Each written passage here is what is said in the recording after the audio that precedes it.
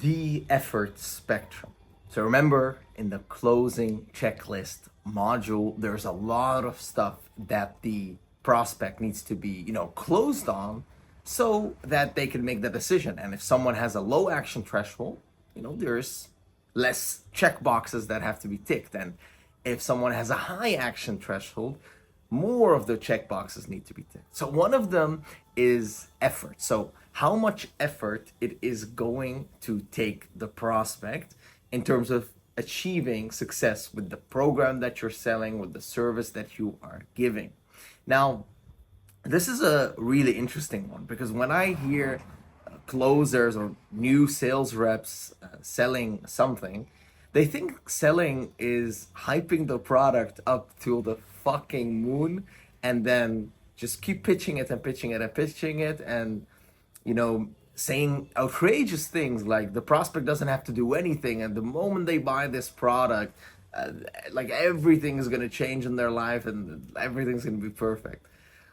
The funny thing about this is that the prospect doesn't believe jack shit of that, especially because everyone is trying to sell you everything and shoving everything down your throat.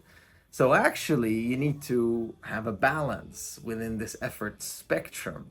So this spectrum, right? We have a lot of spectrums here in QSA, as you've noticed so far, but one of them is the effort spectrum. And on the left side is that it requires no effort at all.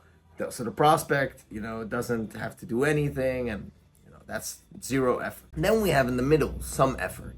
Requires some effort for them. They have to do some things in order to achieve success within the thing that they want to achieve success in and the goals they want to achieve. And then at the right end of the spectrum is that it requires a lot of effort. Okay, so the problem with the very left end is it sounds too good to be true, and the prospects won't believe jack shit of that, and they will be turned off. So even though you're selling them that they don't have to do anything, if they don't believe it, it's actually going to turn them off.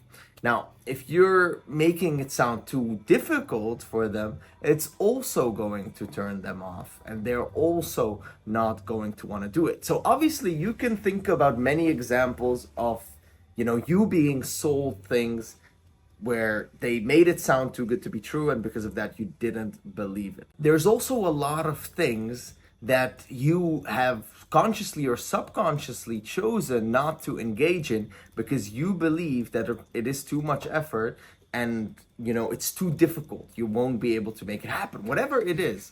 Maybe you aspire to be a professional football player or Brazilian jiu-jitsu guy, MMA guy, whatever.